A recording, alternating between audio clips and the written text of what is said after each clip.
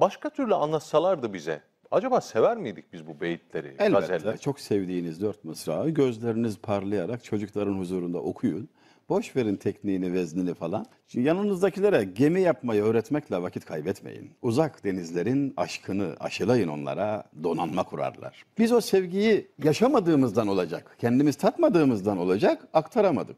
Ya şiir bir kere nota konu mu olur ya, ama yazılı var diye öğrenirseniz o iğreti bir şey oluyor. Ertesi gün belki dersten geçiyorsunuz ama sizin olmuyor. Sahiplenemiyorsunuz. Ama bunu yaşamayan, tatmayan nasıl tattırsın? Men lem yezuk lem yedri der Araplar. Tatmayan bilmez derler. Tadından haberdar olunca aktarabiliyor.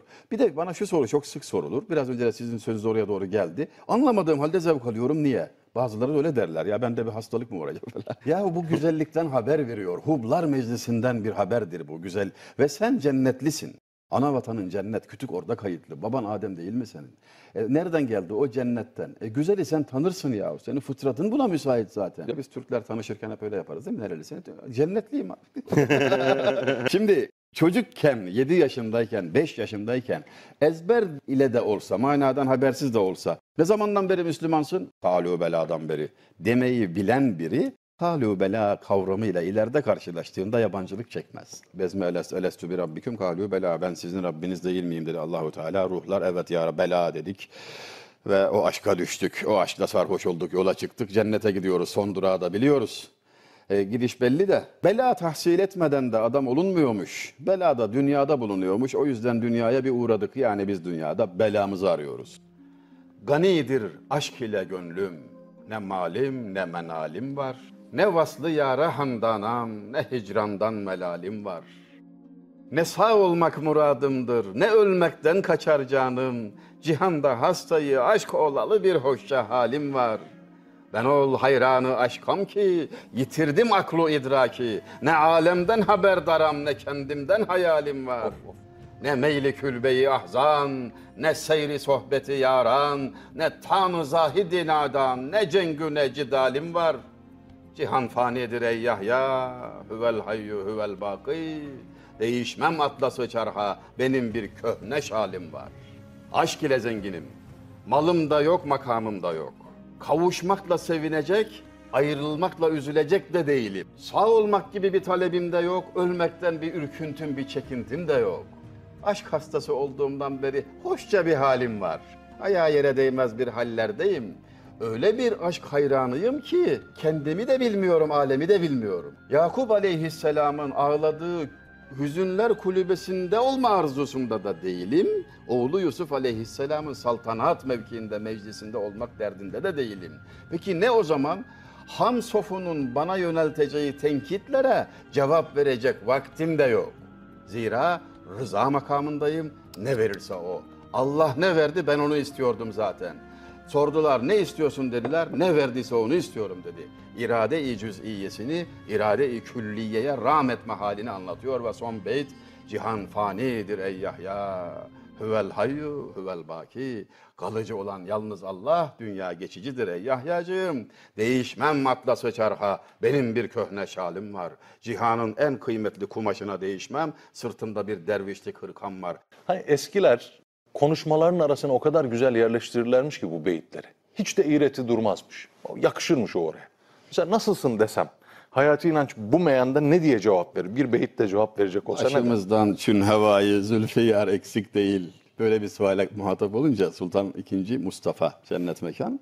Başımızdan çün hevayı zülfiyar eksik değil. Yani hafif tertip bir serzeniş var. Hep fırtınalar esiyor, bir dingin olamadık. Ama mecliste kayınpederi var. Şeyhülislam Feyzullah Efendi ve 80'i aşmış. Aynı vezinle bir mısrayla tamamlıyor, beyit oluşuyor. Mürtefi yerdir anın çün rozugar eksik değil.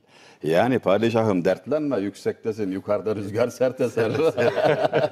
Zirvede piknik olacak değil ya. Yani hem teselli ediyor hem nasihat ediyor. Sözü mısra ile, şiirle süslerlerdi. Çok da güzel dururdu. Olsaydı bendeki gam, ferhadı müptelade. Bir ahile verirdi bin bir sütunu bade. Verseydi ahı Mecnun, feryadımın sadasın. Kuş mu karar ederdi başındaki yuvada? Ferhada zevk-ı suret, Mecnun'a seyri sahra, bir rahat içre her kim ancak benim belade. Şimdi Ferhad'ı beğenmiyor. Niye beğenmiyor? Ne diyor Şundan Ferhat? dolayı elindeki kazmayla Şirin'in resmini dağa çizdi. Sevgilisinin fotoğrafına bakar gibi böyle kendini teselli etti. Sevgiliyi görebildiği için bir ızdırap, acı çekmesi söz konusu değildi. Ölüme de kaçtığı için zaten dersten kaçar gibi yani kabire sığındılardı. Mecnun ise bendeki feryada sahip olmadığından olmalı. Kuş gelip başına yuva yapmış. Demek ki çok rahat ediyordu ki durabildi. Kuş durmazdı yoksa.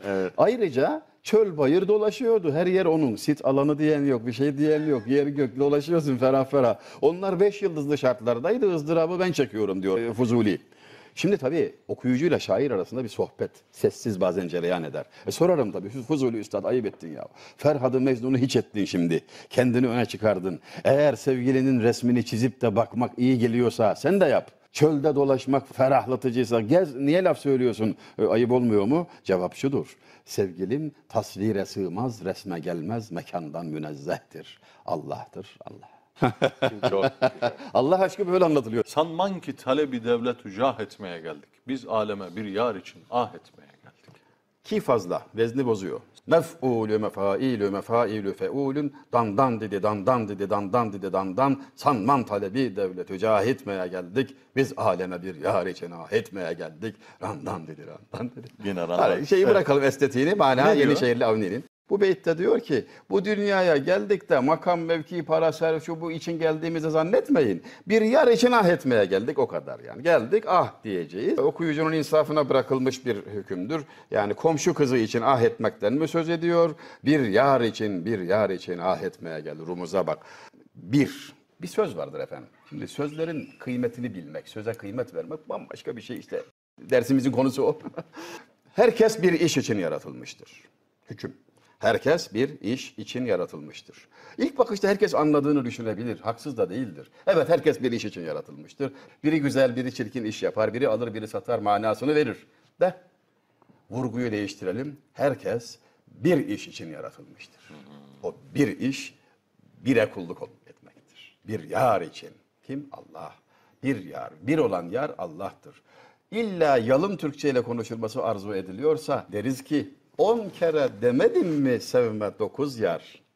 8'de vefa, 7'de safa, olmaya zinhar.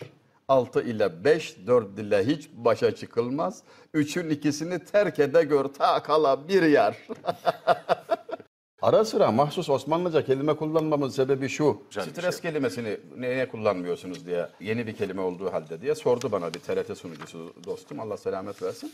Ben de dedim ki stres dediğiniz gibi yeni bir kelimedir doğru ama bakın klasik Türkçe'de buna mukabil terazinin öbür kefesinde neler var?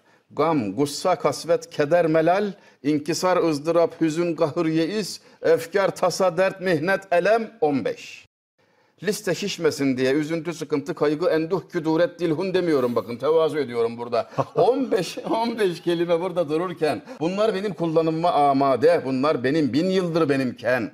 Hepsini unutup stres kelimesi var diye onunla derdimi anlatmaya çalışırsam neticede ben strese girmez miyim Allah aşkına? Şimdi adamın anası vefat etti stresli, hava bulutlu stresli, tuttuğu takım yenilmiş stresli, oy verdiği siyasi parti muhalefette kalmış stresli, terk edilmiş stresli. Yok artık ya. Bu kadar farklı duygu aynı kelimeyle nasıl ifade edilsin? Edilemiyor işte. İnsanlar kendilerini anlatamıyorlar o yüzden. Bir böyle bir ayrım da var. Hani divan edebiyatı Osmanlı döneminde sadece sarayda kullanılan bir dil idi. Halk bu dili konuşmuyordu. Dolayısıyla bu saray dilidir. Sultan Fatih merhumun fethettiği İstanbul ne kadar senin anlamak istiyorsan onun divanı ne kadar seninse o kadar senindir. Kullandığı Türkçe ile aran ne kadar iyiyse İstanbul'da da o kadar sahiplik iddian geçerlidir. Yoksa Sultan Fatih'in lisanına yabancı, fethettiği şehir benim yemezler.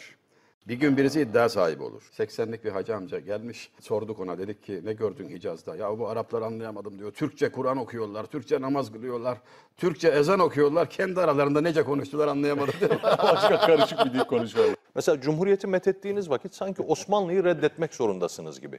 Ya da Osmanlı'yı öne çıkarttığınızda Cumhuriyeti reddediyormuşsunuz gibi anlaşılıyor. İkisi de benim kardeşim. Bir mahsuru var mı diyorum. Mehmet Niyazi Hoca ne demişti hocam? Onu da söylüyorum. Ben sizin anlattıklarınızı gidip programlarda anlatıyorum. Haberiniz olsun. Efendim Bazen isminizden bahsederek. Miri malıdır. Miri malıdır. Biraz önce dediğiniz gibidir. Ben hayırlı evlat, cumhuriyetim. Babam rahmetli Osmanlı, dedem rahmetli Selçukludur. Aslı nesli belli, uzun bir hikayenin devamı halindeyiz. Hiçbir kim birine ne düşman olmaya, ne buğz etmeye hacet yoktur. İbret almayanlar ibret olurlar. Geçmişe bakmayacağız da ben Fuzuli'ye, Baki'ye, Nabi'ye bakmayacağım da nereye bakacağım Allah aşkına? Hafızam benim o ya. Benim lisanım o. O lisan olmadığı zaman hayat hakkım olmaz ki. Lisan varlığın evi, lisan gitti evsiz kaldın. Allah göstermesin. Nazım Hikmet'in Aşkların Göz Bebekleri aruz vezniyle yazılmıştır. Değil birkaç, değil 5-10, 50 milyon aç bizim. Mefailün, mefailün, mefailün, Evet, mefailün. şimdi vezinsiz olarak yazmış olduğu şey de bana hitap ediyorsa onu da okuyayım. Kalbimle baş başa düşündüm demin, artık bir sihirsiz nefes gibisin. Şimdi ta içinde bomboş kalbimin akisleri sönmüş bir ses gibisin. Maziye karışıp sevda yeminim, bir anda unuttu seni eminim. Kalbimde kalbine yok bile kinim, bence artık sen de herkes gibisin. Şunlardan haberdar olalım, bunu reddetmeyelim. Bu bizim mirasımız.